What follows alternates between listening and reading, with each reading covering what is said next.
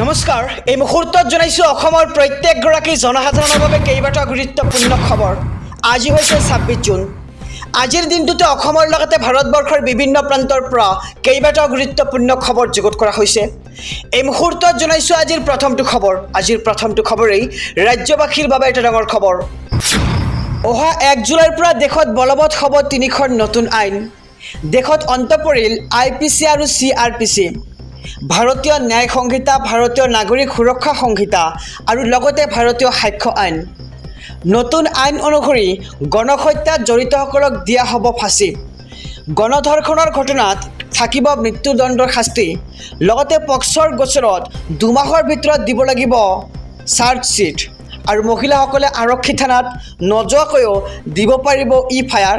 আৰু ৰাজদ্ৰোহৰ ধাৰা 124A ৰূপে সমাপ্ত আৰু ৰাজদ্ৰোহৰ পৰিৱৰ্তে এতিয়া দেশত থাকিব দেশদ্ৰোহ আইন। পুনৰবাৰ জনাইছোঁ যে অহা ১ জুলাইৰ পৰা দেশত বলবৎ হ'ব ৩খন নতুন আইন আৰু নতুন আইন অনুসৰি আৰক্ষীয়ে দিব লাগিব গ্ৰেপ্তাৰ কৰাৰ তথ্য। কোনো ব্যক্তিক গ্ৰেপ্তাৰ কৰিলে পৰিয়ালক তথ্য দিব লাগিব আৰক্ষীয়ে। লগতে কোনো এটা গোচৰত ৯০ দিনৰ ভিতৰত কি হ'ল তাৰ তথ্য গ্ৰেপ্তাৰ কৰা ব্যক্তিজনক দিব লাগিব অথবা তাৰ পৰিয়ালবৰ্গক জনাব লাগিব। আৰু হিট এণ্ড ৰানৰ গোচৰত ১০ বছৰৰ কাৰাদণ্ড দিয়া হ'ব। লগতে কিশোৰীৰ সৈতে ধৰ্ষণত জড়িত হ'লে যাৱজ্জীৱন কাৰাদণ্ড দিয়া হ'ব।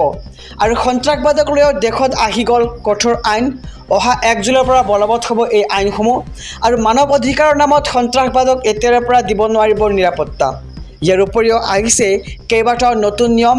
সকলো ধৰণৰ ডিজিটেল তথ্য আদালতত গ্ৰহণযোগ্য হ'ব। এই মুহূৰ্তত জনাইছোঁ আজিৰ দ্বিতীয় নম্বৰ খবৰটো। হোষ্টেল ৰেষ্টুৰাঁত ঘৰুৱা চিলিণ্ডাৰ ব্যৱহাৰ কৰাসকল সাৱধান হওক। ৰন্ধন গেছ ব্যৱহাৰ কৰা প্ৰতিষ্ঠানলৈ জাননী জাৰি কৰিছে প্ৰশাসনে। হোষ্টেল ৰেষ্টুৰাঁ কেণ্টিন আদিলৈ প্ৰশাসনৰ জৰুৰী জাননী। ঘৰুৱা ৰন্ধন গেছ ব্যৱহাৰত নিষেধাজ্ঞা জাৰি কৰিছে প্ৰশাসনে। গুৱাহাটীৰ হোষ্টেল ৰেষ্টুৰাঁত ঘৰুৱা চিলিণ্ডাৰ ব্যৱহাৰ কৰিলে হ'ব পাৰে ভয়ংকৰ বিপদ। হোষ্টেল ৰেষ্টুৰাঁত ঘৰুৱা চিলিণ্ডাৰ ব্যৱহাৰ কৰাত ৰাজহ হেৰুৱাইছে এইবাৰ চৰকাৰে আৰু বাণিজ্যিক চিলিণ্ডাৰ ব্যৱহাৰ কৰিবলৈ নিৰ্দেশ দিয়া হৈছে প্ৰশাসনৰ ফালৰ পৰা। আৰু ঘৰুৱা চিলিণ্ডাৰ ব্যৱহাৰ কৰা প্ৰতিষ্ঠানৰ বিৰুদ্ধে লোৱা হ'ব কঠোৰ একশ্যন। আৰু ঘৰুৱা চিলিণ্ডাৰত অনিয়ন্ত্ৰিত ৰেগুলেটৰ ব্যৱহাৰ কৰাৰ বাবে বিপদৰ আশংকা এতিয়া দেখা দিছে। আৰু ব্যৱসায়িক প্ৰতিষ্ঠানত ঘৰুৱা চিলিণ্ডাৰৰ বিপৰীতে বাণিজ্যিক চিলিণ্ডাৰ ব্যৱহাৰ কৰাৰ নিৰ্দেশ এতিয়া প্ৰশাসনৰ। ৰন্ধন গেছ ব্যৱহাৰ কৰা প্ৰতিষ্ঠানলৈ এবাৰ জাননী জাৰি কৰিছে প্ৰশাসনে। এই মুহূৰ্তত জনাইছোঁ আজিৰ তৃতীয় নম্বৰ খবৰটো। এটা ৱেডাৰ আপডেট। ৰাজ্যৰ প্ৰান্তে প্ৰান্তে ধাৰাসাৰ বৃষ্টিপাত। প্ৰচণ্ড গৰমৰ মাজতে আহিল মুছলধাৰ বৰষুণ। আজি ৰাজ্যৰ ১৪খন জিলাত য়েল্লো এলাৰ্ট জাৰি কৰিছে আঞ্চলিক বতৰ বিজ্ঞান কেন্দ্ৰই। কোকৰাঝাৰ, চিৰাং, গোৱালপাৰা, কামৰূপ গ্ৰাম্য, নলবাৰী, নগাঁও, কাৰ্বি আংলং, গোলাঘাট, কৰিমগঞ্জ, হাইলাকান্দি, কাছাৰ, লখিমপুৰ, ধেমাজিত য়েল্লো এলাৰ্ট জাৰি কৰিছে আঞ্চলিক বতৰ বিজ্ঞান কেন্দ্ৰৰ ফালৰ পৰা। আৰু আগন্তুক ২৭ জুন পৰ্যন্ত ৰাজ্যৰ কেইবাখনো জিলাত বৰষুণৰ সতৰ্কবাণী জাৰি কৰা হৈছে। আৰু ৰাজ্যৰ প্ৰান্তে প্ৰান্তে এতিয়া ধাৰাসাৰ বৃষ্টিপাত দেখিবলৈ পোৱা গৈছে। প্ৰচণ্ড গৰমৰ মাজতে আহিল এই মুছলধাৰ বৰষুণ। ৰাজনৈতিক প্ৰেক্ষাপটৰ এটি ডাঙৰ খবৰ। বিজেপিত এইবাৰ আকৌ মোক্ষম আঘাত। বিজু জনতা দলে এৰিছে বিজেপিৰ সংগ। লোকসভাৰ অধ্যক্ষ নিৰ্বাচনত বিৰোধীক সমৰ্থন দিব BJDয়ে। আৰু আজি অনুষ্ঠিত হ'ব লোকসভাৰ অধ্যক্ষ নিৰ্বাচন। লোকসভা বিধানসভাত উৰিষ্যাত পৰাজয় বৰণ কৰাৰ পিছতেই BJDৰ এই ডাঙৰ সিদ্ধান্ত। আমি জনাইছোঁ খবৰটো যে প্ৰধানমন্ত্ৰী মোদীৰ দুটাকৈ কাৰ্যকালত সমৰ্থন দিছিল নবীন পাটনায়কৰ দল BJDয়ে।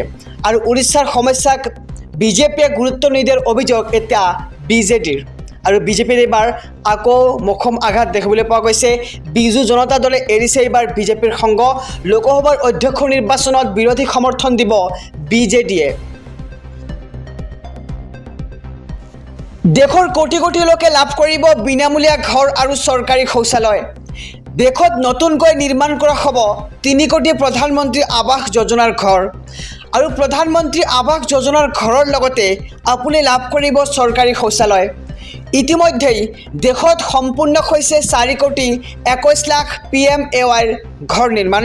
আৰু প্ৰথমখন কেবিনেটে প্ৰথমখন কেবিনেটতে প্ৰধানমন্ত্ৰী আৱাস যোজনাৰ ঘৰক লৈ লগ হৈছে এই বৃহৎ সিদ্ধান্ত আৰু লগতে গাঁও আৰু চহৰৰ দুখীয়া লোকক সামৰি ল'ব এই বিশেষ আঁচনিটোৱে আৰু তালিকাত নাম অহাৰ পিছতেই একাউণ্টত সোমাব টকা আৰু ঘৰ নিৰ্মাণ কৰিবলৈ একাউণ্টত টকা প্ৰেৰণ কৰিব এইবাৰ চৰকাৰে আৰু দেশৰ কোটি কোটি লোকে লাভ কৰিব বিনামূলীয়া ঘৰৰ লগতে চৰকাৰী শৌচালয় আৰু দেশত নতুনকৈ নিৰ্মাণ কৰা হ'ব 3 কোটি প্ৰধানমন্ত্ৰী আৱাস যোজনাৰ ঘৰ আৰু প্ৰধানমন্ত্ৰী আৱাস যোজনাৰ ঘৰৰ লগতে লাভ কৰিব চৰকাৰী শৌচালয়।